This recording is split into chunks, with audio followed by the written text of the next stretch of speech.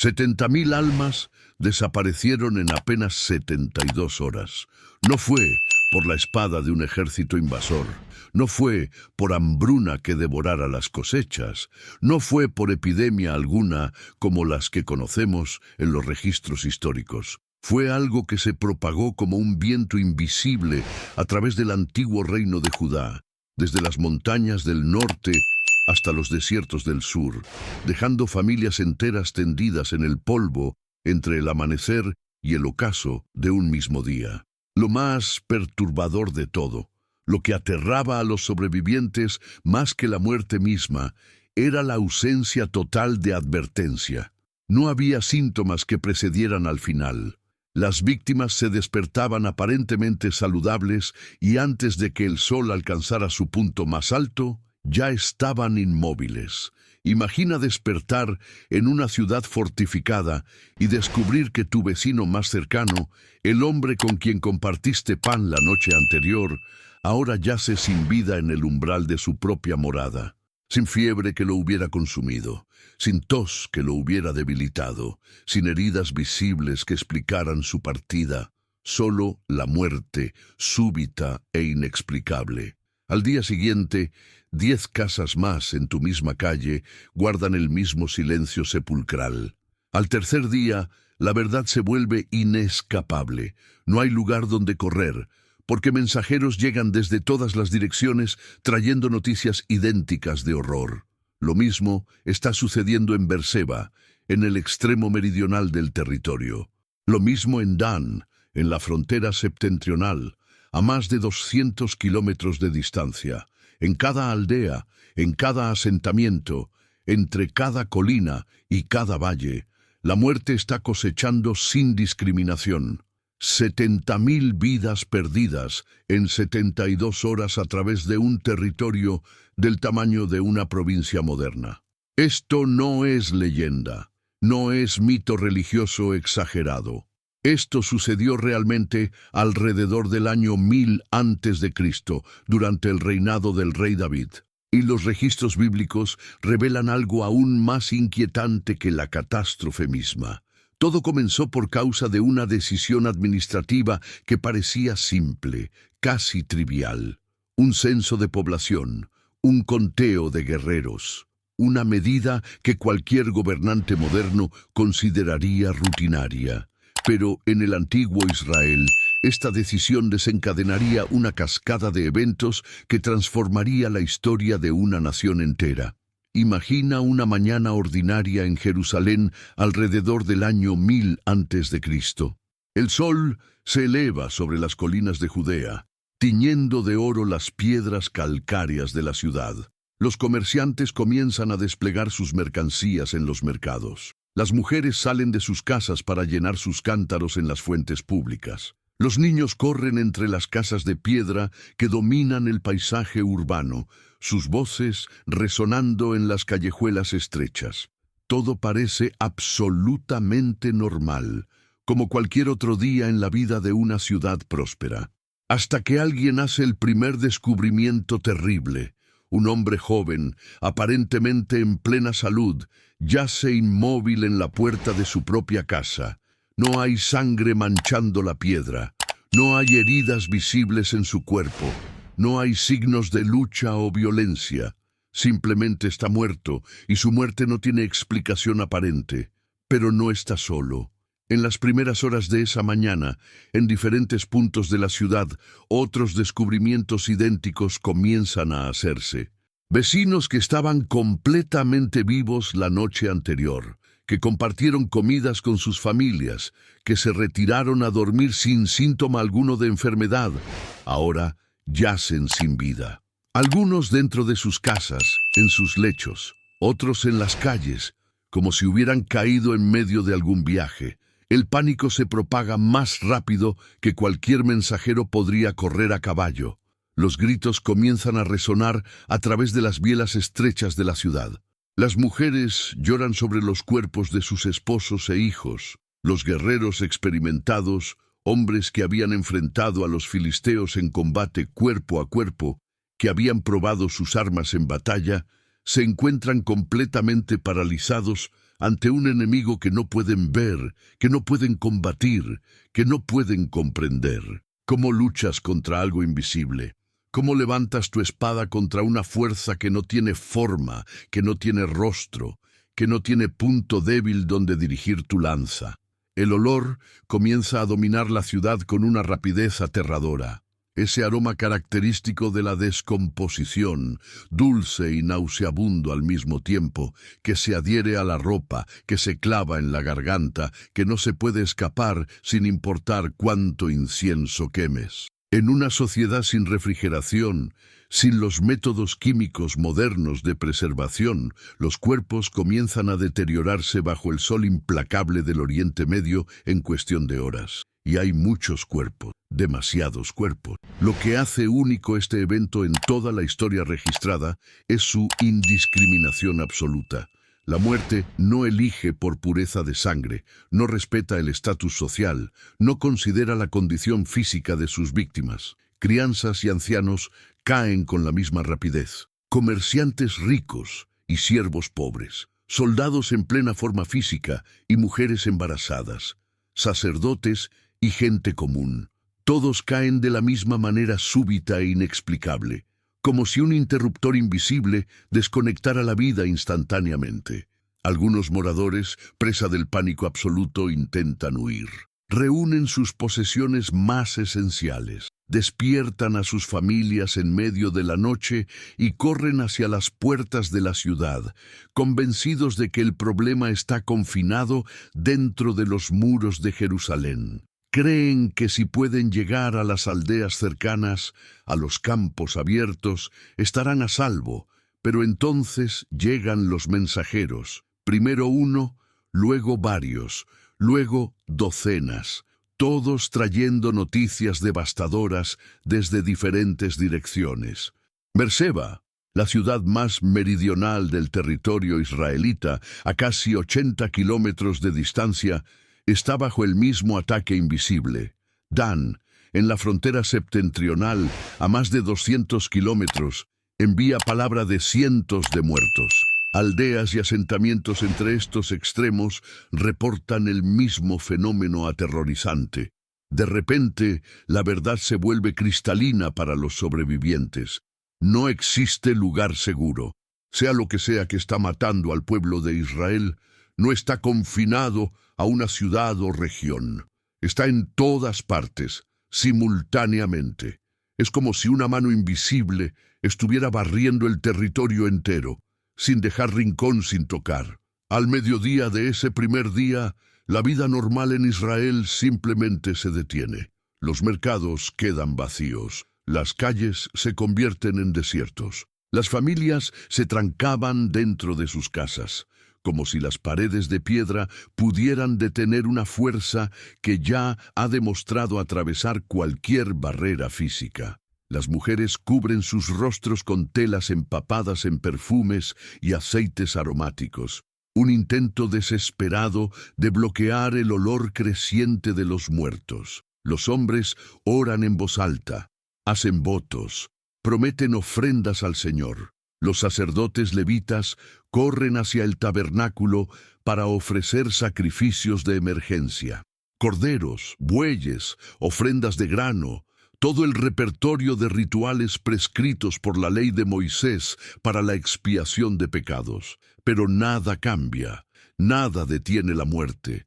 A cada hora que pasa, más cuerpos. 70,000 vidas serían perdidas antes de que 3 días se completaran.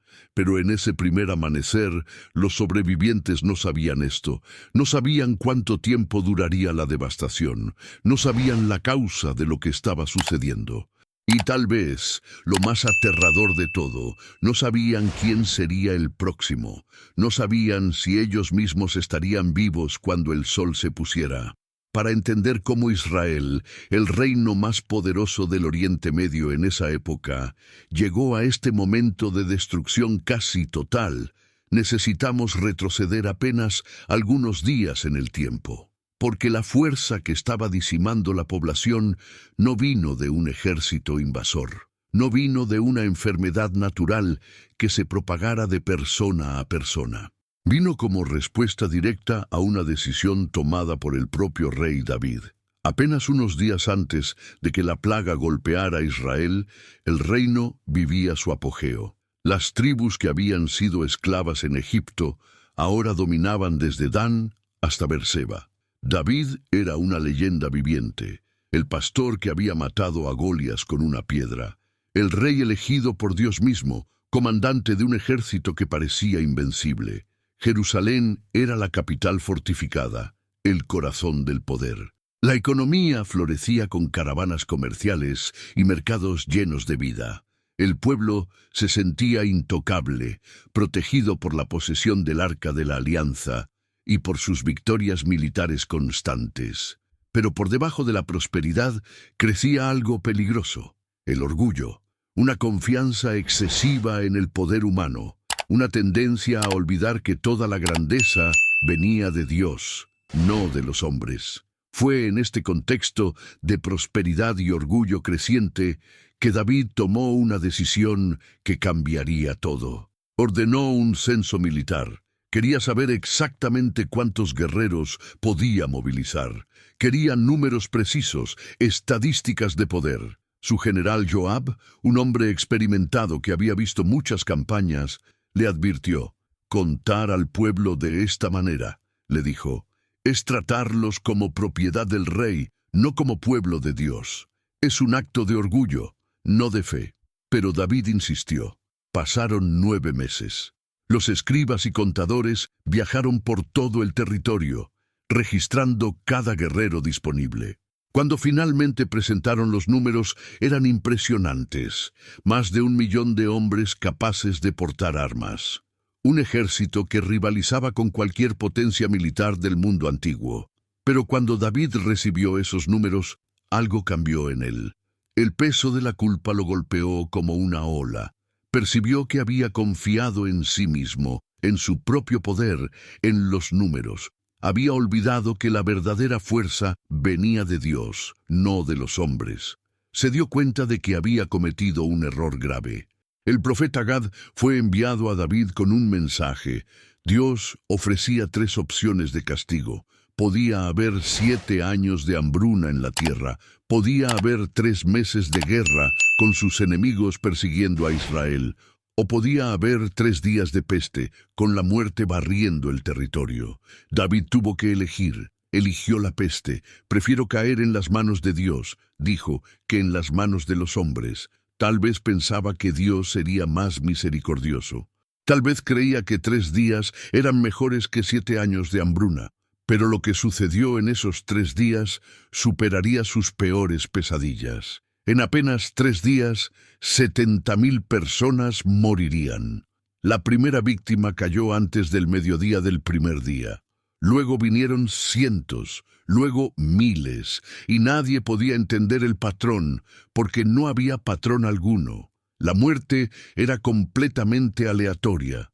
Algunos murieron en sus casas durante el sueño, sus cuerpos descubiertos por familiares por la mañana. Otros cayeron en medio de conversaciones, simplemente dejando de hablar y desmoronándose. Niños que jugaban en las calles por la mañana estaban muertos al mediodía. Guerreros en la flor de la edad colapsaban mientras cumplían sus rondas de vigilancia. La muerte no discriminaba por edad, condición física, estatus social o piedad religiosa. Un sacerdote caía con la misma probabilidad que un mendigo. Un comandante militar con la misma rapidez que un niño. El primer día fue dominado por confusión absoluta. Las familias que despertaban con parientes muertos en sus camas inicialmente pensaban en causas naturales. Tal vez el corazón se había detenido, tal vez un derrame cerebral, tal vez simplemente la edad había cobrado su precio. Pero cuando la misma escena se repetía en 5 casas en la misma calle, luego en 20, luego en 50, la confusión daba paso al terror puro. Los mensajeros comenzaban a llegar de aldeas cercanas, reportando el mismo fenómeno. La peste no estaba confinada a Jerusalén. Estaba sucediendo simultáneamente en todo el territorio. En Dan, en el extremo norte, donde los puestos de vigilancia fronterizos encontraban soldados muertos en sus posiciones. En Beerseba, en el sur del desierto, donde familias enteras desaparecían durante la noche. Las personas intentaban todo lo que conocían para protegerse. Cerraban puertas y ventanas creyendo que el mal viajaba por el aire. Quemaban incienso y hierbas aromáticas continuamente, llenando sus casas con humo en la esperanza de purificar el ambiente. Algunos bebían mezclas de hierbas amargas que los curanderos locales juraban que podían fortalecer el cuerpo contra enfermedades. Nada funcionaba. La medicina de la época era primitiva comparada con los estándares modernos, pero no era totalmente inútil.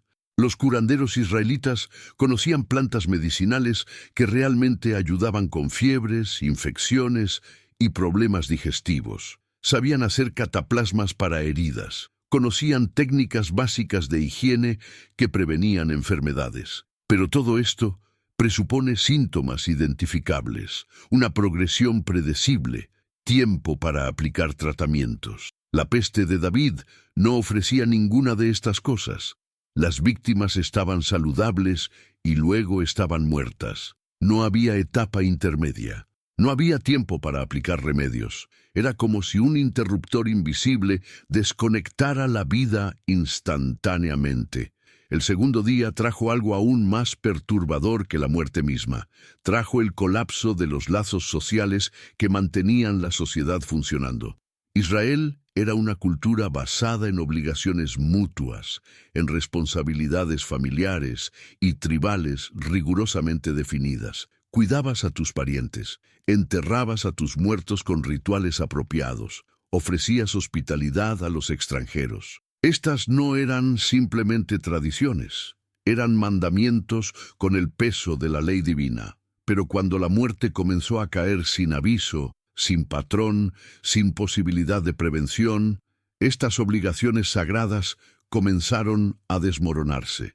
Los padres dudaban en entrar en las habitaciones de sus hijos muertos, temiendo el contagio, aunque no supieran cómo se propagaba la enfermedad. Los vecinos que habían compartido comidas durante años ahora evitaban cualquier contacto. El miedo superaba la compasión. La autopreservación vencía la obligación religiosa.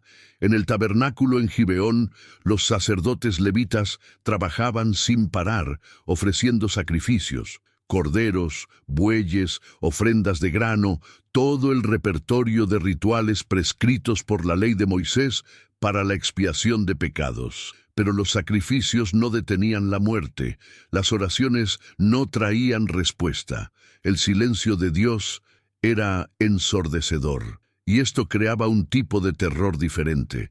No solo miedo físico a la muerte, sino miedo teológico. Si los sacrificios no funcionaban, si las oraciones no eran escuchadas, si los sacerdotes morían con la misma frecuencia que la gente común, ¿qué significaba esto sobre la relación entre Israel y su Dios? ¿Había abandonado Dios a su pueblo elegido? Algunos comenzaban a buscar explicaciones alternativas.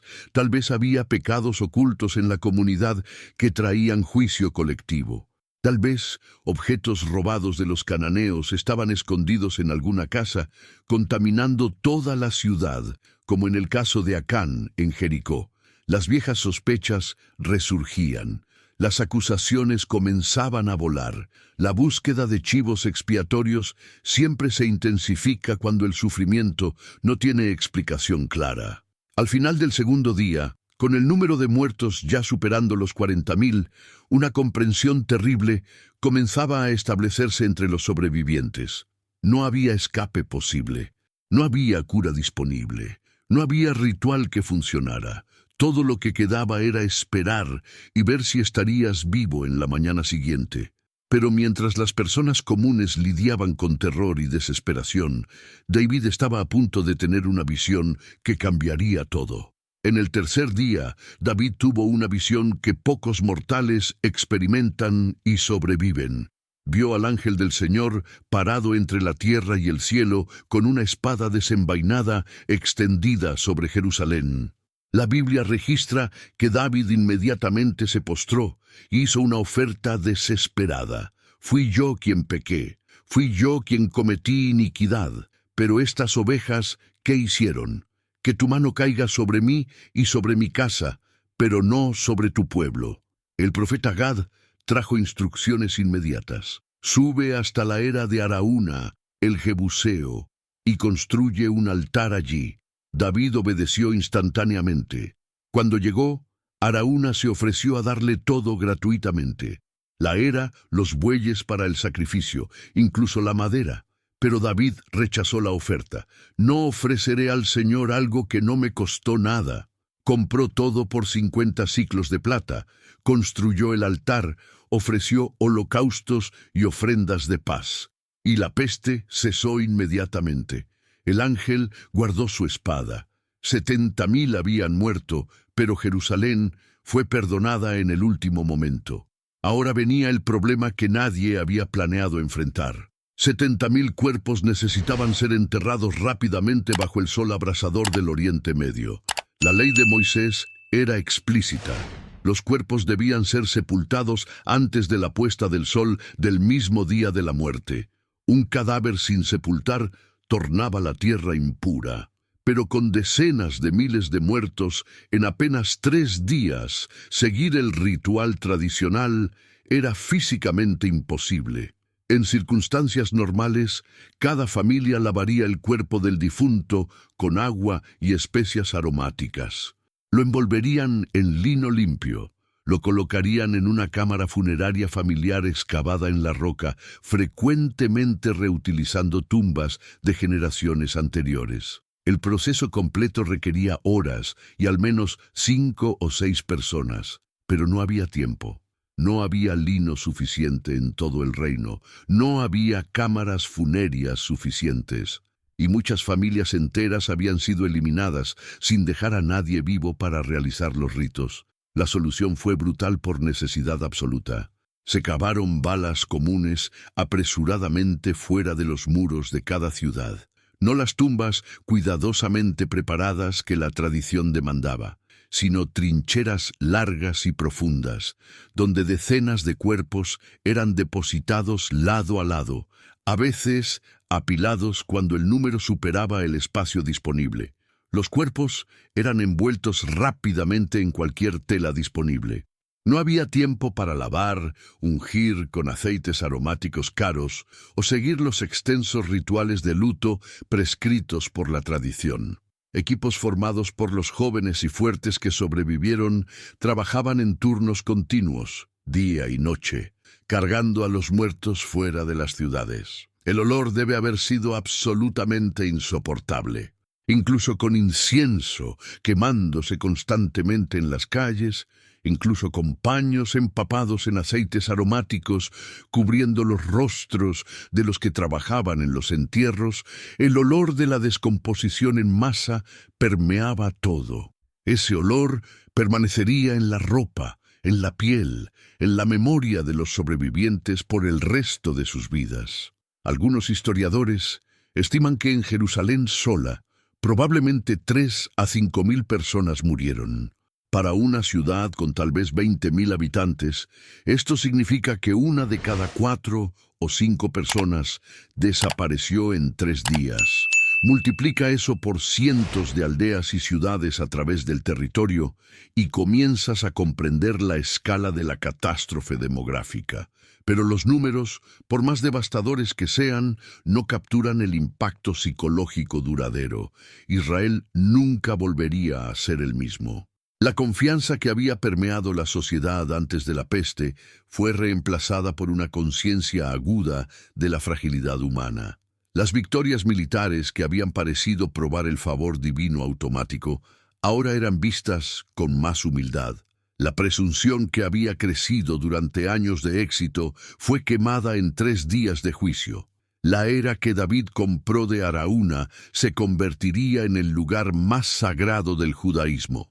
Años después, Salomón construiría allí el templo, la estructura que definiría la adoración israelita durante casi 4 siglos. Ese lugar donde la peste fue interrumpida, donde un rey arrepentido ofreció sacrificios que le costaron algo real. Se convirtió en el centro de la vida religiosa nacional. La peste también cambió fundamentalmente cómo Israel entendía la relación entre liderazgo y responsabilidad colectiva. El pecado de David trajo consecuencias sobre todo el pueblo. Pero fue también la intercesión de David la que interrumpió el juicio. Esa tensión entre culpa individual y destino colectivo resonaría a través de toda la historia israelita. La lección quedó grabada en la memoria nacional. La prosperidad no garantiza seguridad. Las victorias pasadas no protegen contra el juicio futuro. Y el orgullo, incluso en un rey elegido por Dios, puede costar decenas de miles de vidas inocentes. Israel había aprendido que incluso los mayores reinos son frágiles, pero también había aprendido algo sobre la misericordia, que incluso en el juicio más severo, Dios puede interrumpir la destrucción en el momento exacto, que el arrepentimiento genuino aún tiene poder, y que a veces la mano extendida para destruir puede ser guardada antes de completar su trabajo.